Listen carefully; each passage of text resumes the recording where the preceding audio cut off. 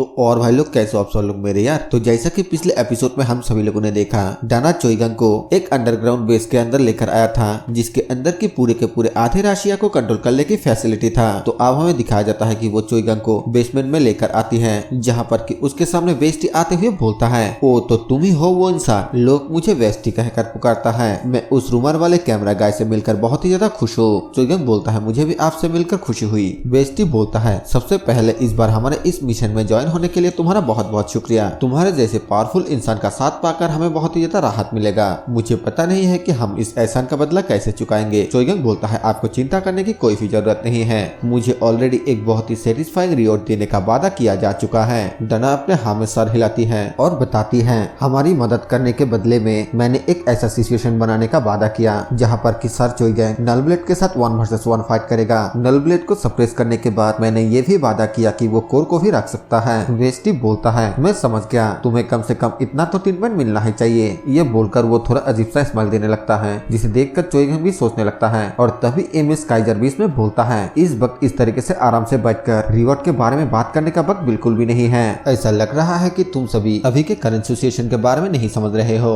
वेस्टी बोलता है, Kaizer, situation जितना ही सीरियस होगा हमें उतना ही ज्यादा कोशिश करना चाहिए और टेंशन को दूर करना चाहिए। ओ सॉरी, तुम्हें इसके बारे में कैसे पता हो सकता है, जो कि सिर्फ एक साइंटिस्ट है और हर वक्त पीछे ही रहता है, जो कि अपने साथियों के सेक्रीफाइस किए गए लूट को लेकर इस सेफ प्लेस के अंदर सिर्फ एक्सपेरिमेंट करता रहता है। मैं समझ पा रहा हूँ आखिरकार तुम इतना ज्यादा डरे हुए क्यों हो। हालांकि तुम्हारे अपोजिट लेनिन अटैक स्क्वाड कभी मौत से नहीं डरता है। काइजर बोलता है, इससे कोई भी फर्क नहीं पड़ता है कि तुम्हारे जैसा कमीने जीता है या फिर मर जाता है। सबसे इम्पोर्टेंट बात यह है कि अगर हम हार जाते हैं तो फिर इस देश से लाखों लोग बिना किसी ट्रेसेस के गायब हो जाएंगे। वैसे उसके जैसे मॉन्स्टर अगर तुम्हारे जैसे लड़के को पसंद करने के लिए आता है, हो सकता है कि वो तुम्हें मारने के बजाय तुम्हें देखने के लिए अपने साथ रखे। तभी उन दोनों के झगड़े के बीच डाना आते हुए बोलती है, प्लीज आप दोनों रुक जाइए, हमें आपस में लड़ाई बंद करके एक साथ मिलकर काम करना चाहिए। चोइगंग जो कि ये सब कुछ देख रहा था, वो अपने मन में सोचते हुए बोलता है, ऐसा लग रहा है कि चीजें वैसा बिल्कुल भी नहीं चलने वाला है जैसा कि मैं सोच रहा हूँ। इसके बाद यहाँ से सीन चेंज होता है, जहाँ पर कि वो चारों एक जगह पर इकट्ठा होता है और डना सबको बोलती है, अब हम मिशन ब्रीफिंग को स्टार्ट करने जा रहे हैं। करंटली क्योंकि हमारे सामना स्नोमैन से हो रहा है, इसीलिए न सिर्फ इस जगह पे बहुत सारे कमियां हैं, बल्कि बहुत सारे ऐसे मॉन्स्टर जो कि यहाँ से भागने की कोशिश कर रहा है, वो आसानी के साथ यहाँ से भाग रहा है। इस केओस के दौरान जो भी घटनाएं घट रहे हैं, हमारे लिए सबसे ज्यादा इम्पोर्टेंट ये है कि हम इसे जितने जल्दी हो सके उतने जल्दी इसे चुपचाप खत्म कर दे। चोइगंग बोलता है, तो तुम्हारे कहने का ये मतलब है कि हम इस मिशन में कुछ इलाइट सोल्जर्स के साथ अचानक हमला कर देंगे। डना बोलती है, हाँ बिल्कुल, हम इलाइट सोल्जर के टीम के साथ दुश्मन के ऊपर चुपचाप घात लगाने की प्लानिंग कर रहे हैं। इसमें सबसे पहला होगा सर काइजर। सर काइजर पहले अपने आर्मी के साथ अटैक करेगा, जो हमने पहले से ही तैयार करके रखे हैं। सर काइजर अपने पावरफुल आर्मी का इस्तेमाल करके उन सभी मॉन्स्टर का ध्यान भटकाएगा जो कि महल की गार्डिंग करता है। सर काइजर उधर टाइम बाय करता रहेगा और इधर हम तीनों लिनन अटैक स्क्वाड के साथ जितना जल्दी हो सके उतना जल्दी अंदर घुस जाएंगे। इसके बाद हमें दिखाया जाता है कि वो सभी प्लान के हिसाब से अंदर घुस जाता है और वेस्टी सामने को देखते हुए अपने इलाइट को बोलता है, क्या तुम सभी लोग तैयार हो, ये जगह होगा हमारा बैटलफील्ड। चोइगंग उस जगह पर आने के बाद सामने की ओर देखते हुए बोलता है, तो ये है स्नोमैन का मैजिक बैरियर। फिर वो डाना को बोलता है, डाना चलो अब तुम्हारा टाइम है। डाना ठीक है बोलकर अपने इनसाइट एबिलिटी का इस्तेमाल करते हुए उस फॉर्मेशन को तोड़ने लगता है। चोइगंग वेस्टी से इसके बारे में पूछता है तो वेस्टी चोइगंग को बताता है, ये डाना की एक और एबिलिटी है जो उसे ट्रू नेचर को देखने में मदद करता है, चाहे वो कोई जिंदा चीज हो या फिर मरा हुआ। ये एक ऐसी एबिलिटी है जिसके मदद से वो हर एक चीज की कमजोरी का पता लगा सकता है। चोइगंग बोलता है, ये तो बहुत ही शानदार एबिलिटी है और अपने मन में बोलता है, लगता है कि ये एबिलिटी डाना के परफॉर्मेंस बोनस के एबिलिटी है। और तभी चोइगंग का ध्यान अपने पीछे एक धमाके के ऊपर पड़ता है, जिसे देखने के बाद चोइगंग डाना से पूछता है, मिस डाना क्या तुम बता सकते हो कि बैरियर को तोड़ने में और कितना वक्त लगेगा। डाना बोलती है, मुझे कम से कम इसमें और भी 10 मिनट लगेगा। चोइगंग बोलता है, आप तो ये काइजर के ज़ॉम्बी आर्मी के ऊपर ही डिपेंड करता है कि वो उन सबको कितने देर तक रोक सकता है। बेस्टी बोलता है, यह हालत तो हमारे हाथ से निकलता जा रहा है, दुश्मनों का संख्या हमारे उम्मीद से भी ज्यादा है। हमें दिखाया जाता है कि काइजर के आर्मी उन बड़े बड़े मॉन्स्टर का सामना कर रहा होता है और चोइगंग बोलता है, तो फिर मुझे लगता है कि मुझे उनकी थोड़ा मदद करना चाहिए। बेस्टी बोलता है, कैमरा गाय, अगर तुम तुम्हारे पोजीशन को छोड़ देते हो तो फिर हमारे लिए मुसीबत और भी ज्यादा बढ़ सकते हैं। तुम हमारे टीम के मेन फायर पावर हो। चोइगंग चोइगंग बोलता है प्लीज चिंता मत करो, मैं सिर्फ कमांडर के लिए थोड़ा वक्त निकालने जा रहा हूँ, मुझे हमारे प्लान को छोड़ने की कोई भी इरादा नहीं है। दाना चोइगंग की तरफ देखते हुए एक स्माइल देती है और चोइगंग आगे की तरफ जाते हुए बोलता है तो चलो मैं अब इसे स्टार्ट करता हूँ। ये बोलकर चोइगंग अपने ईथर के पावर का इस्तेमाल करते हुए अपने शावल को जमीन पे गाड़ देता है, जिसकी वजह से वहाँ पर भूकंप आने लगता है और वहाँ पर जितने भी इलाइट सोल्जर होता है वो चोइगंग के पावर को देखकर बहुत ही ज्यादा हैरान हो जाता है।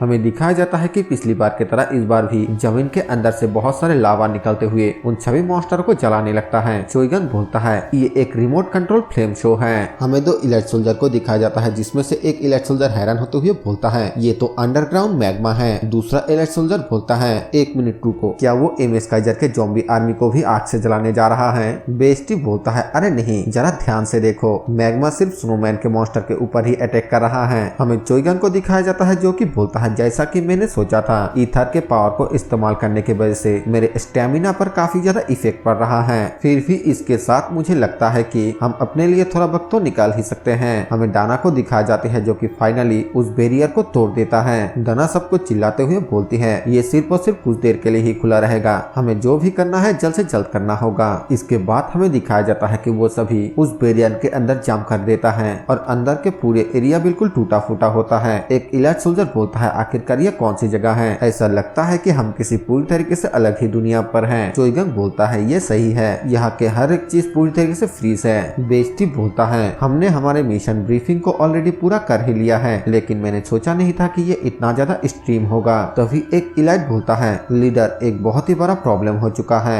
आउटर वर्ल्ड के साथ हमारा कनेक्शन कट हो चुका है, हम किसी के साथ भी कोई भी कॉन्ट्रैक्ट नहीं कर पा रहे हैं। बेस्टी बोलता है लिनन अटैक स्क्वाड, तुम सबको इतना ज्यादा परेशान होने की कोई भी जरूरत नहीं है, हमने पहले ही अंदाजा लगा लिया था कि ऐसा भी हो सकता है। फिर वो डना की तरफ देखकर स्माइल करते हुए बोलता है मैं सही बोल रहा हूँ ना कमांडर डाना? डना बोलती है हाँ, ये जगह स्नोमैन के सबस्पेस है, इस जगह पे लाखों के तादाद में मॉन्स्टर और इंसानों को सील कर दिया गया है। जिस हिसाब से हमने प्लान किया था उसी हिसाब से अटैक स्क्वाड कोर को हासिल करेगा और उस बास्टेड नलब्लेड के खिलाफ फाइट करने के लिए स्टोर किए गए लोगों को बचाएगा और हम स्नोमैन और नलब्लेड उन दोनों को ही खत्म कर देंगे। हमारे पास सिर्फ एक ही चांस है, अगर हम इसमें फेल हो जाते तो फिर तुरंत ही सभी मॉन्स्टरों की ध्यान भटकाने के लिए इस जगह पर बमबारी शुरू कर देना और इस मौके का फायदा उठाकर सभी सिविलियंस को लेकर यहाँ से निकल जाना। मुझे मालूम नहीं है कि मैं इसमें कामयाब हो पाऊंगी भी या फिर नहीं, इसीलिए मैं सभी से पहले ही माफी मांगता हूँ कि मैं अब सभी को इस खतरे में घसीट लाया। तभी बेस्टी डाना के पास आते हुए बोलता है डाना प्लीज इस तरह के बातें मत कहो, अगर तुम नहीं होते तो फिर हम सभी अब तक उस बास्टेड की स्लेव बनकर ही रह जाते। पिछले 10 सालों के तुम्हारे सेक्रीफाइस के वजह से ही हर कोई इतने अच्छे से जी पाया है, अब वक्त है हम सबको इस एहसान के बदला चुकाने की। उसके बातें सुनकर डना भी थोड़ा इमोशनल हो जाती है और फिर वेस्टी जोर से चिल्लाते हुए बोलता है लेनिन अटैक स्क्वाड ऑपरेशन को स्टार्ट करो। सभी लोग जोर से चिल्लाता है ये सर, ये बोलकर वो सभी अपना काम करने के लिए चला जाता है और इसी सीन के साथ ये एपिसोड यहीं पे खत्म हो जाता है। इसका सिर्फ एक और लास्ट चैप्टर बचा हुआ है, जिसके बाद ये सीरीज ऑनगोइंग चला जाएगा और मैं एक ज़ॉम्बी वाली सीरीज को स्टार्ट करने जा रहा हूँ जिसका नाम है एपोकलिप्स सुपर सिस्टम। मैं उम्मीद करता हूँ कि इस सीरीज के जैसा ही आप लोग उस सीरीज में भी मेरा सपोर्ट करेंगे और अगर आप लोग इस सीरीज के एपिसोड 1 से देखना चाहते हैं तो फिर एपिसोड 33 पे इसका लिंक दिया हुआ है, आप लोग वहाँ से क्लिक करके मेरे दूसरे चैनल पे जाके देख सकते हैं। वहाँ पर मैं सभी पुराने चैनल के वीडियोस को री अपलोड कर रहा हूँ और उन सीरीज की जितने भी नए वीडियो आएगा वो उसी चैनल पे आएगा, तो आप लोग चाहे तो उस चैनल को भी सब्सक्राइब कर सकते हैं जिसका नाम है केवी हिंदी कॉमिक। तो इस वीडियो के लिए इतना ही, मैं मिलता हूँ आप सभी से एक और न्यू एपिसोड के साथ, तब तक के लिए बाय बाय।